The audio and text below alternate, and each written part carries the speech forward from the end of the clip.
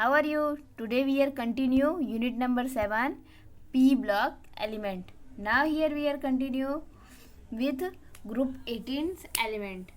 ठीक है, ये लास्ट ग्रुप एलिमेंट्स है, इसको हम स्टडी करेंगे इस चैप्टर में. It consist of 6 elements. इसके अंदर इस ग्रुप में 6 एलिमेंट्स है. वो एलिमेंट है helium, neon, argon, krypton, xenon and radon. ठीक है, कौन से एलिमेंट है? Helium, neon, argon, krypton, xenon and radon. इन सारी गैसेस को कलेक्टिवली हम कहते हैं inert gas. Why this is called inert gas? Because at ordinary temperature it does not show any reactivity, hence they are called inert gas. Okay, sometimes they are called erogens, means present in air, airs में present है, इसीलिए इसे erogen भी कहते हैं. all the gases are present in atmosphere is very small quantities, बहुत ही कम quantity में प्रेजेंट है. that they are called rare gas. And except radon, because radon is radioactive element. All the gases chemically unreactive, hence they form very few compound. Because of they are called noble gas. मतलब इसको noble gas भी कहते हैं. तो इसके 3-4 नाम देखे हमने, तो क्या है? इसको रेयर गैस कहते हैं, इनर्ट गैस कहते हैं और नोबल गैस कहते हैं. Okay, rare gas what is? Because ये बहुत ही कम अमाउंट में अवेलेबल है. इनर्ट क्योंकि इनकी ऑर्डिनरी टेम्परेचर पे रिएक्ट नहीं करते. एंड नोबल गैस भाई बिकॉज ये कंपाउंड्स बहुत ही कम कंपाउंड्स फॉर्म करते हैं, that is why it's called noble gas. Now occurrence of the noble gas, ये सारी गैसेस जो हैं कम है लेकिन एटलीस्ट प्रेजेंट तो है कहीं ना कहीं. तो उसे हम देखेंगे कहाँ पे ये प्रेजेंट है, किस किस फॉर्म में. तो all the noble gas occur in the atmosphere. सारी नोबल गैस जो हमने देखी है, helium, neon, argon, krypton and xenon and also radon. तो ये सारे जो ग्रुप 18 के एलिमेंट्स हैं ये नेचर में एटमॉस्फेयर में अवेलेबल है, सिर्फ रेडॉन को छोड़ के. Why radon? Radon is a radioactive element, इसे लैब में बनाया गया है, इसीलिए रेडॉन तो नहीं है लेकिन बाकी के सारे एलिमेंट्स एटमॉस्फेयर में प्रेजेंट है. Now helium is the second most evident element. Helium second most evident element है. ओके, और there atmospheric evidence in dry air is about 1% by volume. Atmospheric present में अगर देखें तो ये 1% प्रेजेंट है. ठीक है, अब उनमें से 1% में से argon alone constitute 0.93 of the total atmosphere. Total atmosphere में है 0.93. मतलब अगर हम helium, neon, argon, krypton, xenon, radon में से एलिमेंट्स देखें तो इनमें से आर्गोन ये सारे एटमॉस्फेयर में 1% कंसिस्ट करते हैं. उनमें से आर्गोन अकेला 0.93% प्रेजेंट है. Okay, helium. Now helium is the second most evident element in the universe. पूरे यूनिवर्स में सेकेंड मोस्ट एविडेंट एलिमेंट है. Traces of helium are present in the atmosphere. Some amount में हीलियम एटमॉस्फेयर में present है. अब जो हम air breathe करते हैं उस एयर में भी अबाउट 0.00524% हीलियम प्रेजेंट होता है, मतलब बहुत ही कम, बहुत ही कम. ठीक है, ना मेजर कंस्टिट्यूएंट रहता है इसका नेचुरल गैस में. नेचुरल गैस में ये कंटेन करता है average of 0.4% helium. Natural gas में इतने परसेंटेज इसके होते हैं. Now neon. Neon is the fourth most evident element. 4th number का एलिमेंट है मोस्ट एविडेंट पूरे यूनिवर्स में. It is found very small traces in both. बहुत ही कम अमाउंट में मिलता है, किसमें? एटमॉस्फेयर में as well as earth crust में, दोनों में फाउंड होता है. Neon is lighter than air. Okay, now next element is xenon and radon. Xenon and radon, ये दोनों रेयरेस्ट एलिमेंट्स है ऑफ द ग्रुप, इस ग्रुप के रेयरेस्ट एलिमेंट है। Radon is obtained by the decay product of radium. Radium को अगर हम heat करके इसको डिकम्पोज करेंगे तो उसमें से हमें ऑब्टेन होता है रेडॉन, ठीक है। And helium,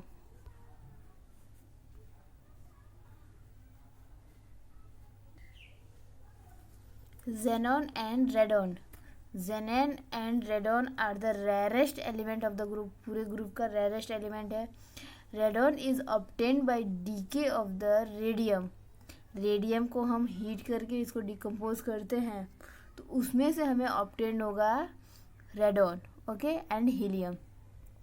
now in elements की फिजिकल प्रॉपर्टी, फिजिकल प्रॉपर्टी में जैसे अगर हम देखते हैं कि ये helium, neon, argon, krypton, xenon and radon, तो जैसे ही हम अप टू डाउन जा रहे हैं एटॉमिक नंबर इंक्रीज हो रहा है, एटॉमिक नंबर के साथ साथ इसका एटॉमिक मास भी इंक्रीज हो रहा है, और मास इंक्रीज हो रहा है, एटॉमिक नंबर इंक्रीज हो रहा है, साइज भी हम देख रहे हैं यहाँ पे, इसकी साइज भी, एटॉमिक रेडियस जो है वो भी इंक्रीज हो रही है because number of cell increase होते हैं, ओके। ना आयोनाइजेशन एंथैल्पी, आयोनाइजेशन एंथैल्पी क्या होगा, डिक्रीज होगा। Why, because of attraction of electron is decrease, attraction of electrons इसका कम होते जाएगा, और जैसे जैसे अट्रैक्शन ऑफ इलेक्ट्रॉन कम होगा आयोनाइजेशन एंथैल्पी डिक्रीज हो जाएगी। Now electron gain enthalpy, electron gain enthalpy पहले इंक्रीज होगा देन डिक्रीज होगा। मेल्टिंग पॉइंट इनकी बहुत कम होती है, लेकिन ये जब हम अप टू डाउन जाएंगे तो इसकी melting point, boiling point increase होगी, okay. Now let us discuss in detail. First हम डिस्कस करेंगे इलेक्ट्रॉनिक कन्फिग्रेशन। इलेक्ट्रॉनिक कन्फिग्रेशन क्या है इनका, तो ग्रुप 18 के एलिमेंट्स हैं। ग्रुप 18 में इनकी जनरल इलेक्ट्रॉनिक कन्फिग्रेशन होती है NH2NP6 एक्सेप्ट हीलियम। हीलियम का सिर्फ ऐसा ग्रुप 18 का एलिमेंट है जिसका इलेक्ट्रॉनिक कन्फिग्रेशन होती है 1H2, बाकी सब के एलिमेंट कन्फिग्रेशन होगा NH2NP6, ओके। अब इस इलेक्ट्रॉनिक कन्फिग्रेशन की वजह से ये हमारा फुलफिल ऑर्बिटल्स है। अब इस फुलफिल ऑर्बिटल जो होता है वो स्टेबल होता है, हाफ फिल और फुलफिल मोर स्टेबल होता है, तो इस कन्फिग्रेशन की वजह से ये स्टेबल है। तो इसकी वजह से नोबल गैस के पास ना ही इलेक्ट्रॉन एक्सेप्ट करने की और ना ही लूज़ करने की टेंडेंसी होती है। फुलफिल्ड जो ऑर्बिटल्स हैं इनमें तो फुल है तो स्टेबल है, तो ना लूज़ करेंगे इलेक्ट्रॉन्स को ना एक्सेप्ट करेंगे, इनके पास ये टेंडेंसी बहुत कम होगी, ठीक है। Now atomic ready, atomic radius हमने देखा कि जब हम अप टू डाउन आ रहे हैं, अप टू डाउन आने पे नंबर ऑफ सेल इंक्रीज होते हैं, नंबर ऑफ सेल इंक्रीज होते हैं तो इसका जो रेडियस है वो भी इंक्रीज होता है, ठीक है। Next one is ionisation enthalpy. Ionization enthalpy क्या है, इलेक्ट्रॉन रिलीज करने के लिए जो हमें एनर्जी चाहिए वो, तो जब हम अप टू डाउन आएंगे साइज बढ़ रहा होगा, साइज बढ़ेगा तो आयोनाइजेशन एंथैल्पी डिक्रीज होगी। Why, attraction of electron is decrease, attraction जो है वो कम हो जाता है जिसकी वजह से आयोनाइजेशन एंथैल्पी बहुत ही अप टू डाउन जाने पे डिक्रीज हो जाएगी because size is increase. Now electron gain enthalpy, electron gain enthalpy क्या है, तो इलेक्ट्रॉन को एक्सेप्ट करने पे जो एनर्जी रिलीज होती है वो एनर्जी होती है electron gain enthalpy. Now noble gas completely field subcells, Nobel gas का हमने देखा कि जो ऑर्बिटल्स हैं इसके सबसेल है वो भी कंप्लीट फिल है, ये ऑर्बिटल भी कंप्लीट फिल है, तो इसका जो सेल है ये सेल में भी अगर 8 इलेक्ट्रॉन्स होते हैं तो वो 8 इलेक्ट्रॉन कंप्लीट फिल है। तो there is no vacant orbital in their valence cell, इसके वैलेंस सेल में कोई ऑर्बिटल है ही नहीं खाली, तो इसके पास इलेक्ट्रॉन एक्सेप्ट करने की और डोनेट करने की, एक्सेप्ट करने की टेंडेंसी तो है नहीं इलेक्ट्रॉन गेन एंथैल्पी में, तो ये डिक्रीज हो जाएगा। Electron gain enthalpy is also decrease when we are moving up to down. जब हम अप टू डाउन जाएंगे नियॉन से रेडियम तक तो भी इलेक्ट्रॉन गेन एंथैल्पी डिक्रीज होगी। Now melting point and boiling point.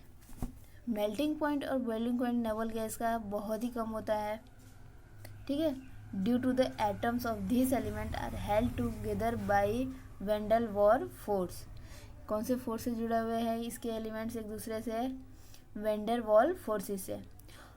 और ये attraction of force in liquid as well as solid, solid और लिक्विड में भी ये एक दूसरे से इसी फोर्स से अट्रैक्ट है। तो when we are moving up to down, जब अप टू डाउन जाएंगे तो मेल्टिंग पॉइंट इनकी इंक्रीज होती है। Why? Because van der Waals force is increase and van der Waals force increase क्यों होता है? Because of size of atom is increase, ठीक है।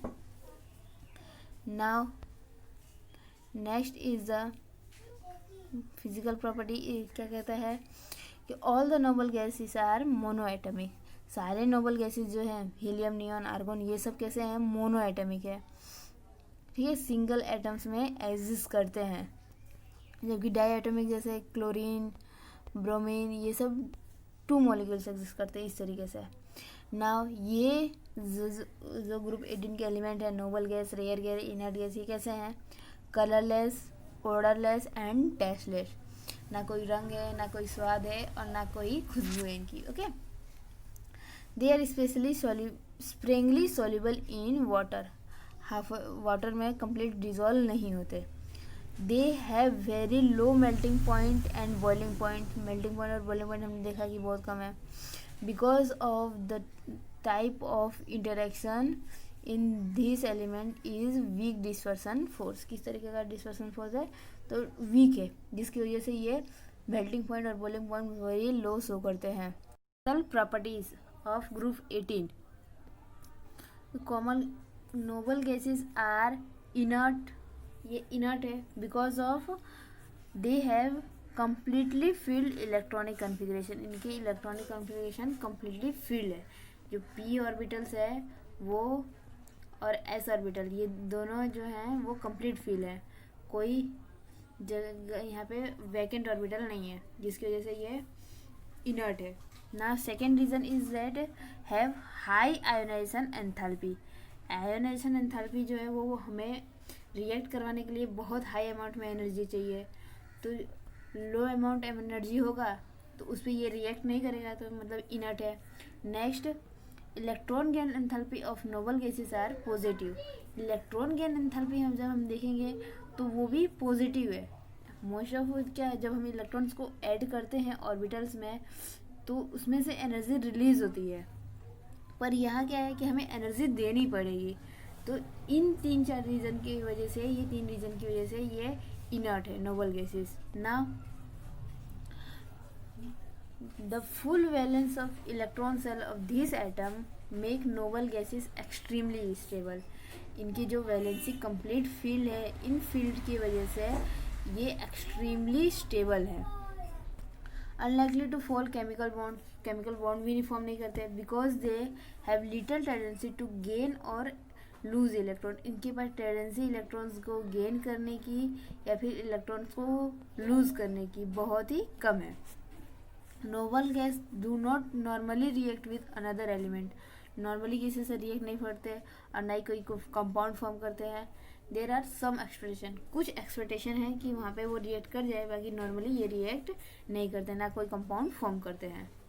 ना कुछ कंपाउंड्स इनके बने हैं तो वो हम देखेंगे किस तरीके से बने हैं, पहले क्या हुआ था। तो इनकी हिस्ट्री बात करें तो नील बार्थलेट, इन्होंने पहला जो कंपाउंड इन्होंने नोबल गैसेस के कंपाउंड, पहला कंपाउंड इन्होंने फॉर्म किया था।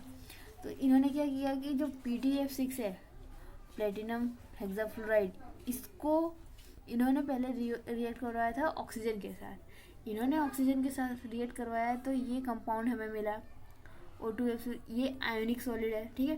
तो इसमें जो ऑक्सीजन की एनर्जी थी, ये एनर्जी थी 1175 और ये बहुत कम, बहुत क्लोज थी नियर टू जेनॉन।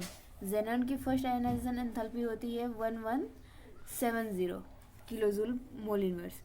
तब ये दोनों आपस में बहुत क्लोज थी, तो इन्होंने सोचा कि हम दूसरा कंपाउंड बनाए जिसमें ऑक्सीजन की जगह इन्होंने क्या किया, जेनॉन के साथ रिएक्ट करवाया, जेनॉन के साथ रिएक्ट करके और वैसा दूसरा कंपाउंड बनाना चाहा, जेनॉन का कंपाउंड।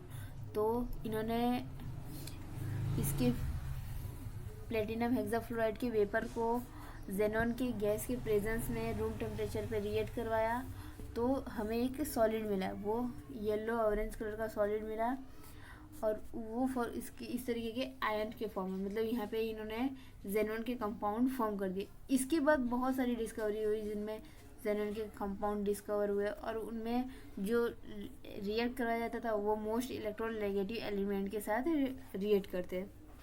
तो उसके बाद बहुत सारे जेनॉन के कंपाउंड्स बने, जैसे हेक्साफ्लोराइड, टेट्राफ्लोराइड, डाइफ्लोराइड, ठीक है।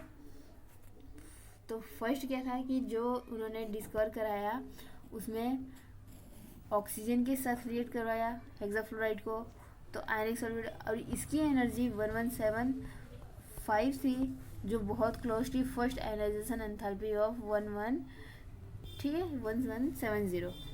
तो जिसकी वजह से इन दोनों की आपस में रिएक्ट करवाया, तो एक नया कंपाउंड मिला जो येलो कलर का सॉलिड था। इस डिस्कवरी के बाद बहुत सारे कंपाउंड डिस्कवर हुए। Now the compound of krypton are very pure.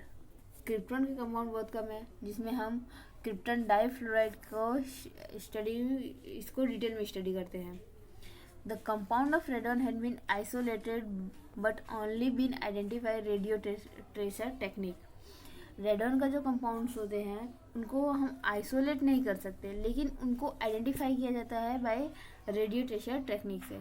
और आर्गॉन, नियॉन और हीलियम के अभी तक कोई कंपाउंड नहीं है। तो हेक्साफ्लोराइड के कंपाउंड है, जेनॉन फ्लोराइड के कंपाउंड है, उसी को हम स्टडी करेंगे।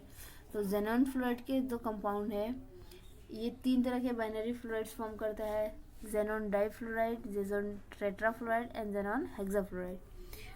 अब ये फॉर्म करने के लिए क्या चाहिए कि ये डिफरेंट रेशियो में आपस में रिएक्ट करते हैं, तो डाइफ्लोराइड, टेट्राफ्लोराइड और हेक्साफ्लोराइड कंपाउंड फॉर्म करते हैं। जैसे जेनॉन फ्लोरीन के साथ रिएक्ट करता है, और इसमें भी जेनॉन फ्लोरीन के साथ, और हेक्साफ्लोराइड में भी जेनॉन फ्लोरीन के साथ ही रिएक्ट करेगा, लेकिन इनके कंपोजिशन जो होते हैं वो अलग होते हैं। जैसे अगर हमें डाइफ्लोराइड फॉर्म करना है तो इसमें फ्लोरीन और जेनॉन जो है वो एक्सेस अमाउंट में लेंगे, तो ये डाइफ्लोराइड फॉर्म होगा। और 1:5 के रेशियो में लेते हैं कि जेनॉन ले लिया और उसके 1:5 के रेशियो में हमने फ्लोरीन लिया, तो टेट्राफ्लोराइड फॉर्म होगा, और 120 के रेशियो में होगा तो हेक्साफ्लोराइड फॉर्म होगा। तो इस तरीके के डिफरेंट कंपोजिशन होंगे, तो डिफरेंट कंपाउंड फॉर्म होंगे। Now xenon hexafluoride can be also be prepared by the introduction of tetrafluoride। xenon tetrafluoride के साथ रिएक्ट करके हम xenon hexafluoride भी फॉर्म कर सकते हैं, ठीक है। नाउ ये जो कंपाउंड्स हैं xenon hexafluoride, tetrafluoride और डाइफ्लोराइड, ये सारे कलरलेस क्रिस्टलाइन सॉलिड्स होते हैं और सब्लिमाइड हो जाते हैं इजीली एट 298 केल्विन टेम्परेचर पे।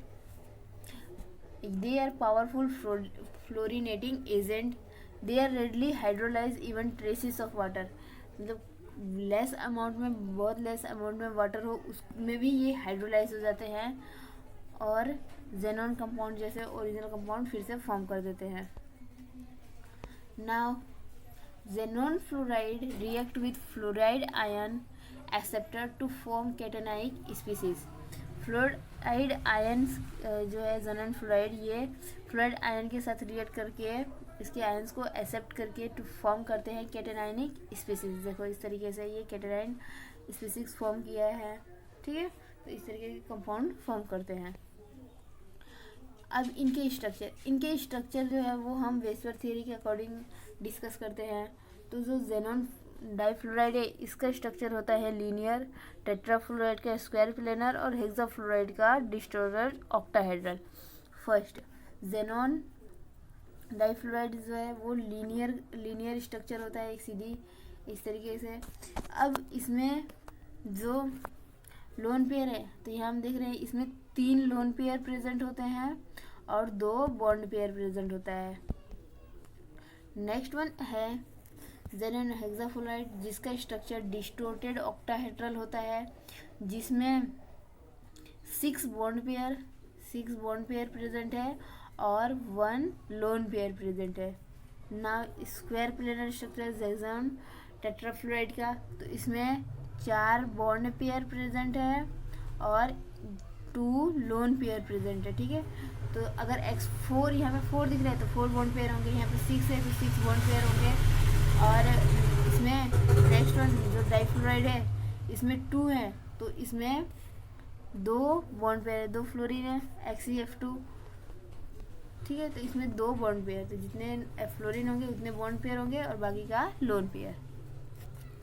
नेक्स्ट कंपाउंड है xenon oxygen compound. Xenon oxygen compound कैसे फॉर्म होता है, तो जो हमने हेक्साफ्लोराइड टेट्राफ्लोराइड जेनॉन के कंपाउंड बनाए उन्हीं कंपाउंड्स को वाटर के साथ रिएक्ट करेंगे तो जेनॉन ऑक्सीजन का कंपाउंड ऑब्टेन होगा। ठीक है, तो देखो जैसे टेट्राफ्लोराइड है जेनॉन का, इसको वाटर के साथ रिएक्ट किया तो यहाँ हमें जेनॉन का कंपाउंड मिला। फिर हेक्साफ्लोराइड को वाटर के साथ रिएक्ट किया तो जेनॉन का ऑक्सीजन के साथ का कंपाउंड मिला। ठीक है, नाउ अब ये कंपाउंड किस तरीके से होते हैं, तो जो जेनॉन ऑक्साइड है O3 ये कलरलेस होता है, इसका कोई कलर नहीं है, लेकिन एक्सप्लोजिव सॉलिड होता है, एक्सप्लोज करेगा। और इसका स्ट्रक्चर जो है वो पिरामिडल है NH3 की तरह। ठीक है, NH3 का जैसे स्ट्रक्चर होता है पिरामिडल स्ट्रक्चर ऐसा है, इसका भी इसी तरह होता है। नाउ जेनॉन फ्लोराइड OF4 जो है ये भी स्क्वायर प्लेनर है। ठीक है, इस तरीके से, और स्क्वायर पिरामिड के साथ साथ पिरामिडल है, तो स्क्वायर पिरामिडल इसका स्ट्रक्चर है, वॉलेटाइल लिक्विड है, एसीटोन की तरह वॉलेटाइल लिक्विड है। नाउ ये जब वाटर के साथ पार्शियली हाइड्रोलाइज होते हैं तो ये ऑक्सीफ्लोराइड कंपाउंड फॉर्म करते हैं। जैसे XeF6 है हेक्साफ्लोराइड, ये वाटर के साथ रिएक्ट किया तो XeOF4 ऑक्सीफ्लोराइड इस तरीके का कंपाउंड फॉर्म किया, या फिर O2F2 इस तरीके का कंपाउंड फॉर्म करते हैं। नाउ यूजेस, ये जो हीलियम आर्गोन नियॉन ये कहीं तक कहीं यूज़ होते हैं। तो फर्स्ट यूज़ है हीलियम का, तो हीलियम यूज़ होता है बलून्स में। बलून्स में किस लिए यूज़ होता है, तो जो हम डेकोरेटिव बलून से यूज़ करते हैं होते हैं उन डेकोरेटिव बलून्स में इनका यूज़ होता है। और ये वेदर बलून्स जो एयरशिप्स में लगाए जाते हैं उनको वेदर से जाने के लिए भी इनका यूज़ होता है। मेडिकल्स में इसका यूज़ होता है, रेस्पिरेटरी प्रॉब्लम्स में जैसे अस्थमा और एम्फिसिया है उसमें इसका यूज़ होता है। ठीक है, नेक्स्ट है लिक्विड हीलियम। तो लिक्विड हीलियम का यूज़ जो MRI स्कैनर्स होते हैं, NMR स्पेक्ट्रोमीटर्स होते हैं, ऐसे इंस्ट्रूमेंट्स में उनके मैग्नेट्स को कूल करने के लिए यूज़ होता है इसका। और कार व्हीकल्स जो कार होते हैं तो कार में इसका लीक होने में जो डिटेक्ट कर रहा है तो इसमें डिटेक्टिंग में इसका यूज़ होता है। और इन्फ्लेटेड एयरबैग्स, जो एयरबैग्स होते हैं कार में एक्सीडेंट के टाइम पे वो यूज़ सेंस करते हैं, तो वैसे एयरबैग्स में भी हीलियम का यूज़ होता है।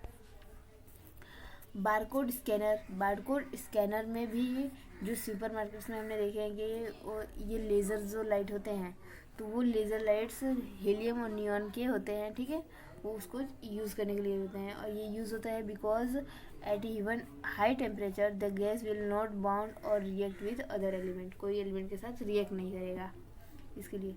नेक्स्ट है डीप सी डाइविंग में भी इसका यूज़ होता है। जो हम ऑक्सीजन टैंक लेके जाते हैं उस ऑक्सीजन टैंक में 20% ही ऑक्सीजन होता है और 80% हीलियम होता है, जो डाइवर्स को सेफ रखने के लिए काम होता है, क्योंकि ये लेस सॉल्युबल है वाटर्स के अंदर। नाउ नेक्स्ट गैस है नियॉन रेडिश ऑरेंज कलर का लाइट जो यूज़ होता है एडवर्टाइजिंग के लिए, जो ऐसे इस तरीके के एडवर्टाइजिंग साइंस में हम यूज़ करते हैं तो उसमें नियॉन का गैस यूज़ होता है। Other uses of neon including lightning arrester, जैसे कि high voltage indicator, television tube और मीटर्स, जैसे टेलीविज़न ट्यूब जो होते हैं जिसमें हम कलर ऐसे कलर्स जो हमें टीवी पे दिखाई देते हैं उसमें इनका यूज़ होता है ना। इलेक्ट्रॉनिक इंडस्ट्री जैसे इस तरीके के टाइमिंग जो डिजिटल हम यूज़ करते हैं, या फिर रेलवे स्टेशन पे जो ऐसे तरह के लगे होते हैं इंफॉर्मेशन के लिए, तो उनमें भी नियॉन का ही यूज़ होता है, नियॉन गैस का। लिक्विड नियॉन यूज़ होता है is an important cryogenic refrigerant. Cryogenic refrigerant के लिए ये बहुत इंपॉर्टेंट है। Next, gas laser are made with the help of neon and helium. Gas laser जो बनाई जाती है वो नियॉन और हीलियम की हेल्प से ही बनती हैं।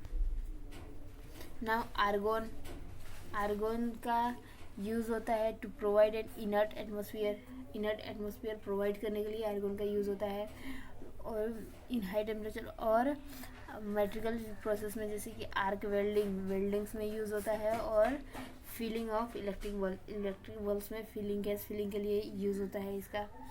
It is also use in the laboratory for handling substance that are air sensitive. ऐसे सब्सटेंस जो एयर सेंसिटिव होते हैं, एयर के साथ रिएक्ट कर जाते हैं, उनको वो रिएक्ट ना करे, इनकी वजह उसके लिए आर्गोन का यूज़ होता है। There are no significant use of xenon and krypton. Krypton और जेनॉन का कोई सिग्निफिकेंट यूज़ नहीं है, पर ये लाइट्स बल्ब्स में यूज़ होते हैं फॉर डिज़ाइन स्पेशल पर्पस। जो स्पेशल पर्पस के लिए डिज़ाइन हुए होते हैं, ऐसे बल्ब्स में इनका यूज़ होता है। ओके।